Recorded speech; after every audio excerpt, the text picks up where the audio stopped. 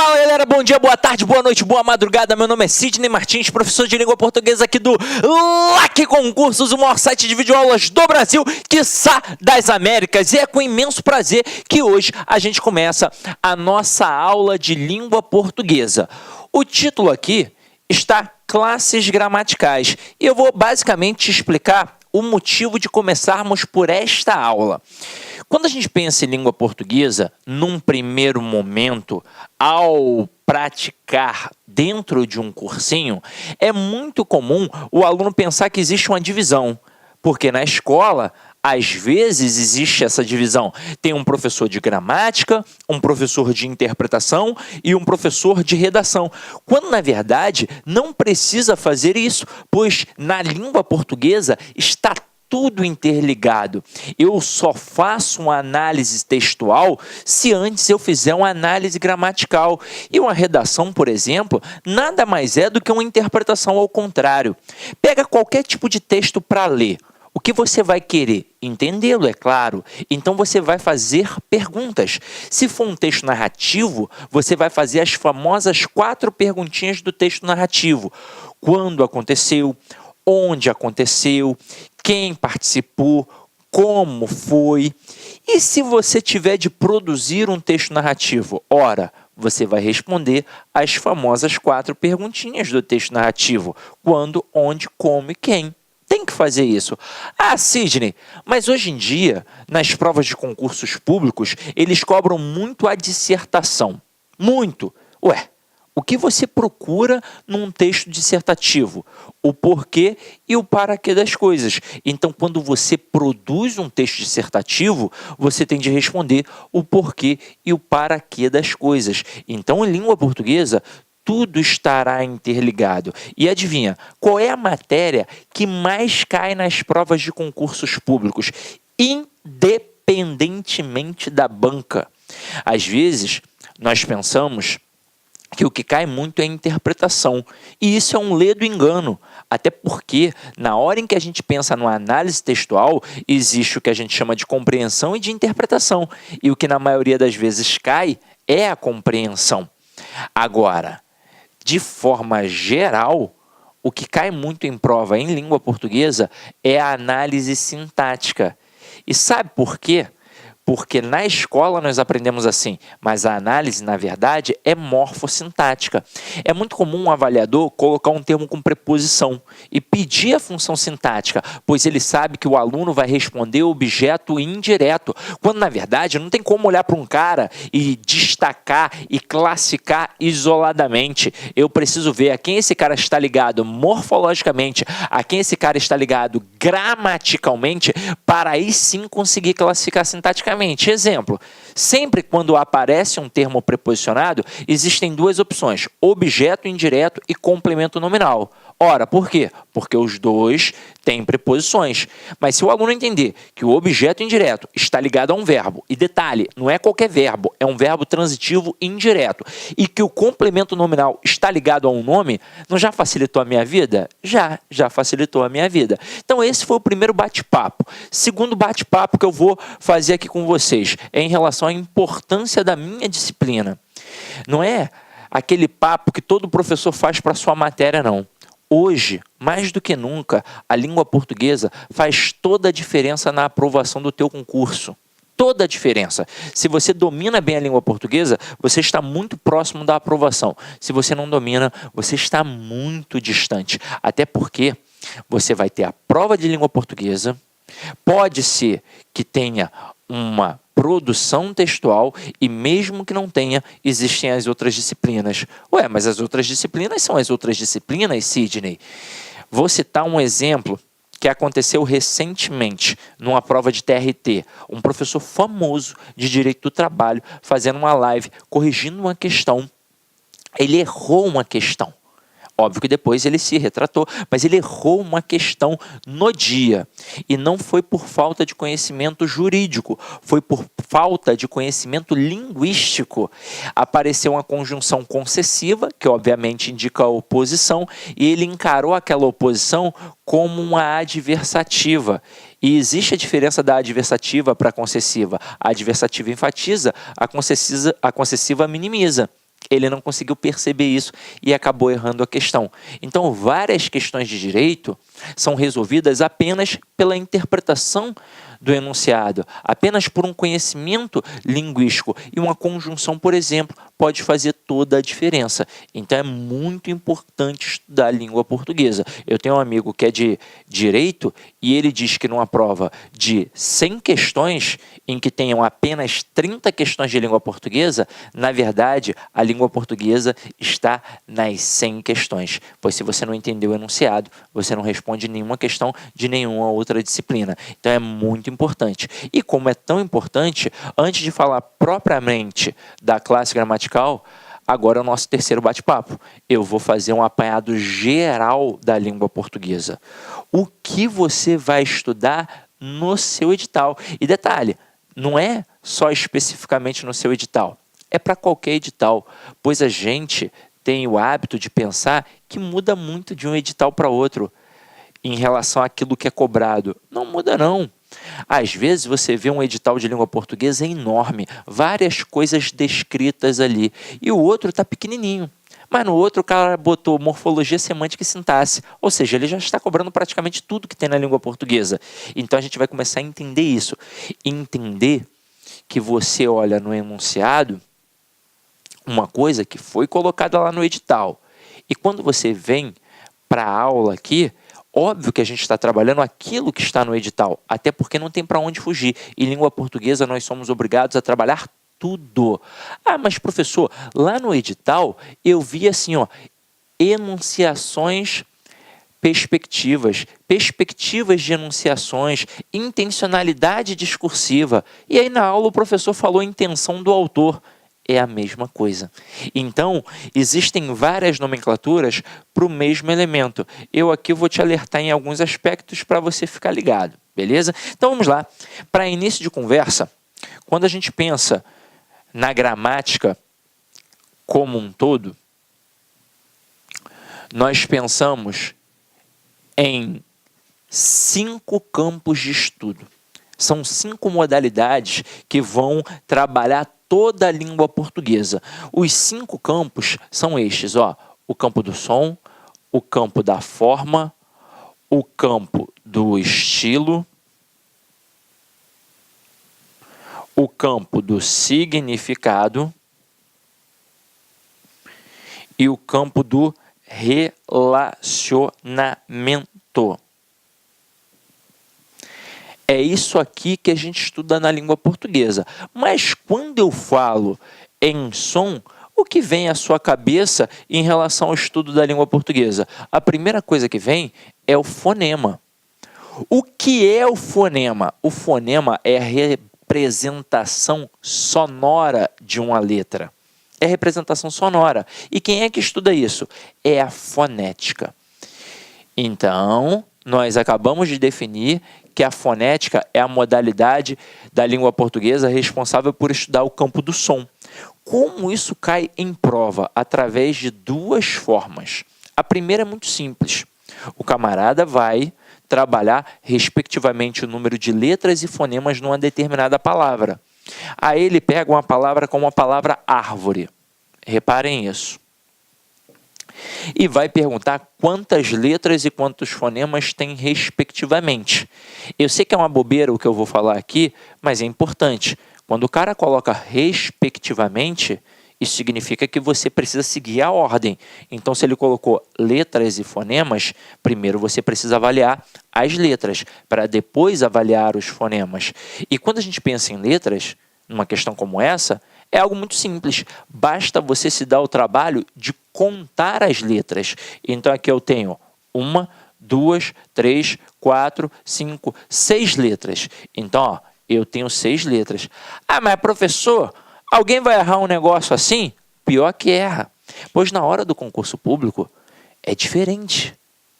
Não é como fazer um exercício no cursinho ou como fazer um exercício em casa. Lá você está sob tensão, você está nervoso, então você perde o foco de atenção e acaba errando coisas simples, pois lá dentre as opções, nem sempre ele vai colocar 6 letras. Às vezes ele vai colocar 5 letras, 4 letras, 7 letras. Pô, só aí você já elimina a alternativa. Agora chegou o momento de pensar nos fonemas. Quando eu falo a palavra árvore, para eu perceber todos os sons numa questão, o ideal é que você pronuncie a palavra. Então, ó, árvore. E pode pronunciar em voz alta, para você escutar lá no dia. Ah, mas eu vou parecer maluco. Não importa, você vai acertar a questão. Ó, ar, você sente o som do A, o som do R. Vo, você sente o som do V e o som do O. Re, você sente o som do R e o som do E. Então, nós temos 6 letras e também temos 6 fonemas. Mas o cara do concurso público, ele é muito esperto. Nem sempre ele vai trabalhar assim. Na verdade, na maioria das vezes, ele vai colocar palavras em que estes processos sejam distintos, sejam diferentes. Então, ele vai colocar palavras como carro e táxi. E aí observem uma malícia. Quando eu coloco a palavra carro, eu tenho 5 letras. É só contar, ó. 1, 2, 3, 4, 5. 5 letras. Mas será que eu tenho 6 fonemas? Perdão, 5 fonemas? Não, pois eu não falo carorô, eu falo carro. Então, esses 2 R's aqui têm um som de R forte. Então, apesar de termos 5 letras, nós temos 4 fonemas. E este processo possui um nome, que nós aprendemos muito bem na época da escola. O nome deste processo aqui, ó, é dígrafo. O que significa dígrafo? Di vem de 2, grafo vem de letra. Então, é quando eu tenho 2 letras e um único som. Isso é o dígrafo. Agora, olha a palavra táxi. Eu tenho 4 letras. 1, 2, 3, 4. 4 letras. Mas será que eu tenho 4 fonemas? Não, pois eu não falo taxi. Eu falo táxi, táxi, táxi. Então, o X aqui, ó, ele tem um som de KS. Então, apesar de termos 4 letras, nós temos 5 fonemas. E adivinha, esse processo também tem nome. O nome agora é dífono. Eu vejo, pelos meus alunos em turmas presenciais, que eles lembram muito bem aqui desse camarada, do dígrafo, mas eles não lembram tão bem em relação ao dífono. E o processo é basicamente o mesmo, pela etimologia, ó.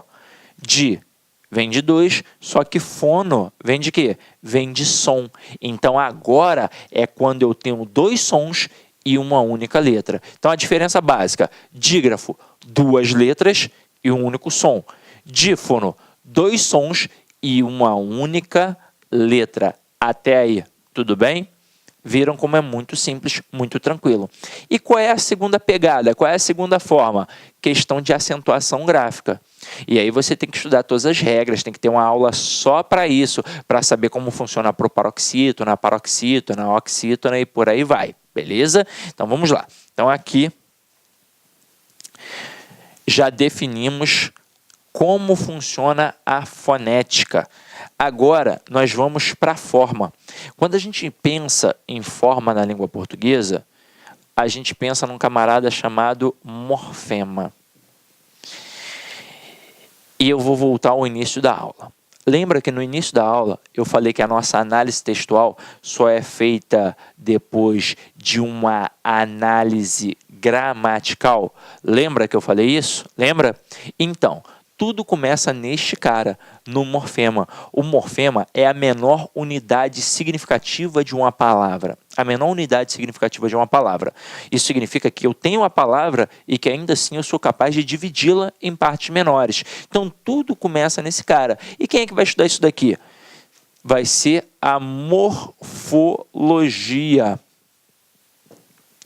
Então, a morfologia é a modalidade da gramática responsável por estudar o campo da forma. Quando a gente fala em forma, nós falamos no processo de formação e estrutura das palavras e principalmente das classes gramaticais. Agora há pouco no início, eu acabei de mencionar que a nossa análise não é sintática, ela é morfossintática. Então, para eu classificar qualquer termo sintaticamente, eu preciso ver a quem ele está ligado gramaticalmente, morfologicamente. E o que isso significa? Que a classe gramatical é a base da língua portuguesa. Enquanto eu não souber identificar um substantivo, um adjetivo, um numeral, um pronome, uma conjunção, eu simplesmente não sei fazer nada em língua portuguesa. Agora, a partir do momento em que eu falo, opa, agora eu consigo, aqui eu tenho um substantivo, aqui eu tenho um adjetivo, aqui eu tenho um pronome, aí todo o resto fica muito fácil. E é exatamente por este fator que a aula 1, a primeira aula, é voltada para as classes gramaticais, pois vai te dar uma boa base para poder entender todo o resto. Ah, mas professor, eu passei a vida inteira estudando isso na escola, não aprendi até hoje. Sabe por quê? Porque as 10 classes estão em constante relação e na escola a gente não estuda assim. Na escola, nós estudamos de forma isolada. Então, você aprende primeiro o substantivo, que foi a primeira classe que nós aprendemos, depois o adjetivo, depois o artigo e por aí vai. Quando chega lá no final, você vai estudar o advérbio. Mas adivinha, você não lembra mais o que estudou sobre o substantivo. Fora que na escola, eles vão ficar trabalhando coisas que hoje para nós no concurso público são irrelevantes. E é por isso que você faz, por exemplo, um cursinho. Você tem necessidade de estudar tudo que está dentro da gramática? Não, você tem necessidade de estudar aquilo que de fato cai na prova. Só que agora, eu vou dizer uma coisa importante. Não só para a língua portuguesa, mas para qualquer outra disciplina. Nós temos a mania, aqui no Brasil, de sermos imediatistas. E aí você quer aprender o mais rápido possível. Então, você quer só macete. Ah, pô, mas o professor está tentando explicar a língua portuguesa, eu não quero fazer faculdade de letras, eu quero é macete. Isso não funciona hoje em dia no concurso público. O concurso público hoje é difícil. E para passar no concurso público, não adianta, por exemplo, só fazer um excelente cursinho de videoaula ou um excelente cursinho presencial. Não é assim, não. Você tem que se organizar em casa. Ah, mas minha vida é muito corrida. Não importa. Nem que seja meia horinha do seu dia, que você abra mão de pequenas coisas, como um WhatsApp ou então um Instagram, abriu mão daquilo por um momento e se dedicou ao estudo, aos pouquinhos você vai se condicionando até aumentar essa produção no estudo. Mas você tem que se organizar, tem que estudar todo dia. Deixa o domingo para descanso, por exemplo. Domingo é o dia da família. Mas estude de segunda a sábado. E aí, por exemplo, segunda, você coloca língua portuguesa. Aí toda segunda você vai estudar língua portuguesa. Aí hoje eu estudo classe gramatical, depois transitividade verbal, depois regência, e por aí vai. E aí quando chega lá no final, o que normalmente o aluno faz? Poxa, já vi tudo, estou tranquilo. Não. O que você tem que fazer? Você tem que voltar e estudar tudo de novo. Quanto mais vezes você visualizar aquele conteúdo, mais você vai massificar, mais você vai aprender. É muito comum um aluno falar assim para mim: Sidney, nunca aprendi crase. Aí eu pergunto: estudou quantas vezes? Uma. Pô, não aprendeu mesmo. Tem que estudar umas 15 vezes pelo menos. Concurso público não é para quem é super inteligente. Às vezes é até um tiro no pé, porque dá uma relaxada. Concurso público é para quem é chato, obstinado, persistente, para quem vai ver aquele conteúdo 10, 15, 20 vezes. E é assim que a gente passa. É assim que o professor aprende. Quando um professor fala aqui algum conteúdo, ele não estudou só uma vez. Estudou várias e várias vezes. E você, para aprender, tem que ser na mesma pegada. E no teu caso, ainda é um pouco mais difícil. Porque eu, por exemplo, trabalho no máximo gramática, interpretação e redação. Olha que eu ainda trabalho é muita coisa. Professor de Direito Constitucional, só trabalho Direito Constitucional. Professor de Informática, só trabalho em Informática. E você? Tem que estudar português, informática, Direito Constitucional, Direito Administrativo, um monte de coisas. Se você não se organizar para estudar, não vai passar. E aí, existe um outro momento que é bem relevante. Desculpa até estar falando isso aqui agora, mas é bom a gente bater um papo logo no início. Você vai fazer o concurso e pode ser que você não passe, mas não se engane, valeu a pena. Porque com certeza você está mais bem preparado. Você não pode esmorecer e abandonar. Putz, estou abandonando agora porque eu não passei. Aí dá aquela desanimada, eu sei, é natural. Mas aí é que você diferencia os meninos dos lobos.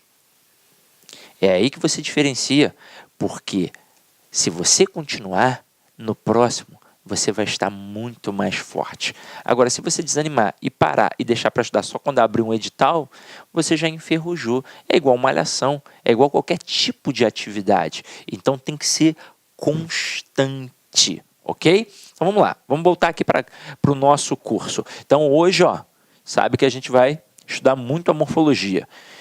Voltando aqui, a gente tem o estilo, que quem vai estudar é a estilística. Essa é a modalidade da língua portuguesa mais complexa, pois ela é o elo entre a gramática e a literatura. Então, tudo que tem de paralelismo, tudo que tem de figuras de linguagem, está aqui. Só que eu vou ser bem sincero com vocês. Só estudou estilística com qualidade a fundo quem fez uma excelente faculdade de letras ou uma excelente faculdade de direito quando for estudar oratória. Se você não fez isso, não é o teu caso, então. Agora, para que seria muito bom tentar estudar a estilística? Para um vestibular, que tenha bibliografia, em que o cara cobra a parte literária. Então você tem que saber o estilo do Machado de Assis, da Clarice Lispector, do Altran Dourado, do Guimarães Rosa, do Manuel Bandeira e por aí vai. No concurso público, infelizmente, eles não colocam bibliografia e a tendência não é uma tendência literária. Ele não quer saber o estilo do autor. A tendência é gramatical. E quando vai trabalhar algumas perspectivas enunciativas ali no texto, não é de forma tão aprofundada assim. É algo que a gente consegue perceber. Então, o que a gente faz? A gente pega essa estrutura que é necessária da estilística e joga para cá, para o campo do significado. E quando a gente pensa em significado, a gente pensa em ideia, a gente pensa em sentido, em conceito. Então, se eu penso em ideia, a primeira palavra que vem à minha mente é a palavra sema, e isso me remete à semântica.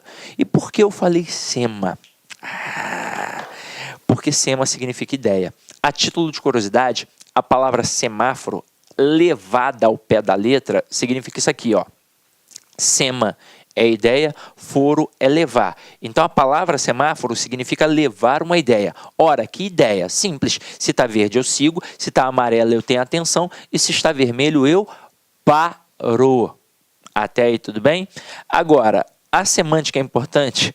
Demasiadamente, porque ela está diretamente ligada ao processo de compreensão e interpretação dos textos, o que não é a mesma coisa.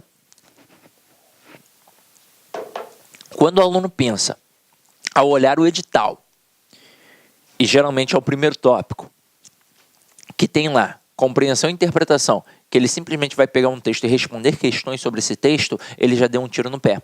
São coisas completamente distintas. Quando a gente pega compreensão, é aquilo que está dentro do texto. E quando a gente pega interpretação, é aquilo que vai além do texto. O comando é completamente diferente. Então vamos lá. Qual vai ser a minha postura no dia da prova? Tem que ter estratégia. Tem que ter estratégia. Minha prova tem redação? Vou dar várias possibilidades, porque você não faz só este concurso, você faz vários concursos. Então, minha prova tem redação. Qual é a primeira coisa que eu vou fazer? Pensando na questão do tempo. É a redação. Mas professor, eu acho melhor deixar a redação lá para o final. Mas aí você para e pensa. Você tem normalmente numa prova de concurso público 4 horas e meia para executar a prova. E você precisa marcar o cartão resposta e tem que ser com atenção, pois é um cartão nominal. Você não pode errar e falar assim, poxa, eu errei aqui, ó, fiscal. Tem como me dar um outro cartãozinho? Isso não existe. Então, tem que ser com muita atenção. Então, no mínimo, você tem que ter meia hora só para marcar o cartão. Então, você tem aí 4 horas de prova. Mas se você parar para pensar, você tem que ir lá assinar, você tem que botar o seu dedinho, fica o fiscal que está ali na frente toda hora, ó, já assinou o dedinho, alguém não botou não sei o quê, então fica tirando a tua atenção. Então, você vai ao banheiro, tem 3 horas e meia para fazer a prova. 3 horas e meia. Aparando as arestas de tempo. E aí você imagina, vai faltar tempo às vezes. É melhor fazer o quê? Tentar chutar uma questão ou tentar fazer um texto? É muito melhor chutar. No desespero, chuta, faz a técnica do chute. O que eu marquei mais? O que eu marquei menos? Aí olha, marquei menos a letra C. Então taca logo tudo a letra C e pronto, e vai adiante. Agora, um texto é difícil você fazer em 30 minutos. Até pode fazer, mas com defeitos. E é por isso que tem a folha de rascunho. Todo texto de primeira vem com defeitos. Não é só o seu.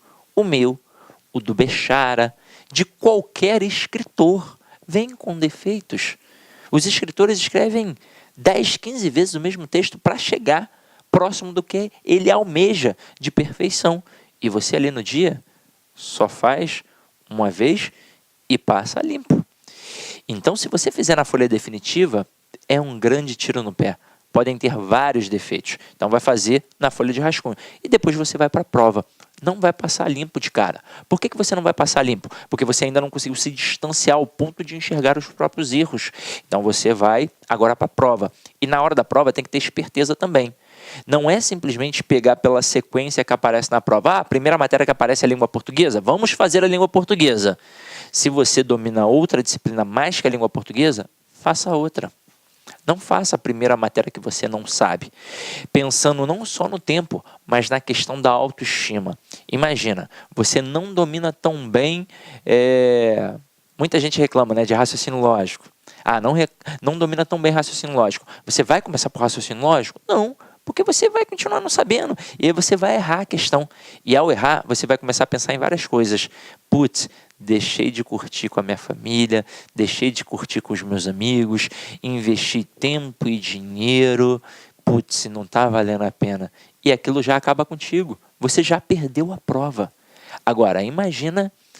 Detalhe, além de ter perdido no psicológico, tem outras coisas que você vai perder. Se você deixou lá para o final a matéria que você mais sabe, que teoricamente você gabaritaria, agora você pode errar. Agora inverte. Começa pela matéria que você mais sabe. Óbvio que você vai acertar. E você vai começar a perceber que está caindo exatamente aquilo que você estudou. Eu estudei isso, está caindo. Pô, valeu a pena. Deixei de ir para o churrascão, mas está caindo.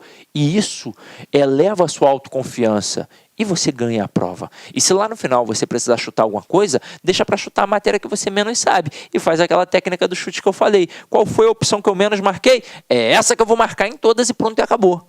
E aí, ó, eu ainda não falei de passar limpo. Agora, ao terminar a prova, você vai pedir para... Olá, meus amigos, minhas amigas, sou o professor Luiz Antônio Carvalho, estou aqui para fazer um convite muito especial.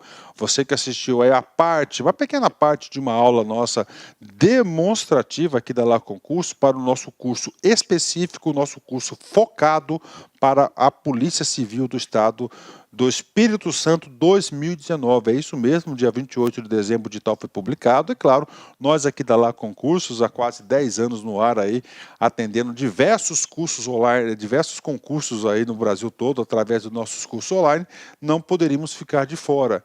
E nós temos aqui 3 serviços muito específicos, muito focados para vocês. Se vocês quiserem fazer a matrícula, é só clicar aqui na descrição. Nós temos 3 cursos, né? Então, primeiro, você vai ter aqui, o nosso curso para o cargo de investigador, completaço, ponto a ponto do ditado, garantido, cara, muito bom, com os professores aí, que você acabou de assistir essa videoaula, por apenas 10 parcelas de 25. Cara, melhor custo-benefício, menos que R$1 por dia, R$250 aí, você sair com a sua família aí no final de semana, aí você gasta muito mais do que isso.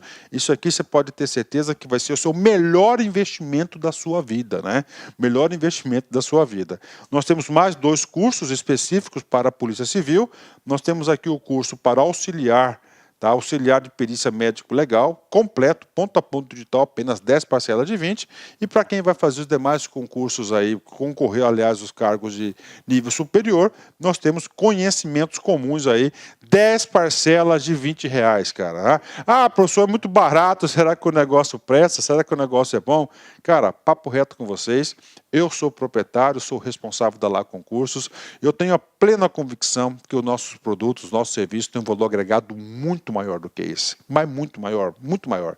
Só que 10 anos atrás, quando a gente prospectou Lá Concursos, a gente queria socializar o conhecimento, a nossa proposta era oportunizar grandes aí oportunidades aí para todos os concurseiros do Brasil todo através da internet. Bacana, meus amigos. Então, espero vocês aqui na Lá Concursos. Forte abraço, fique com Deus.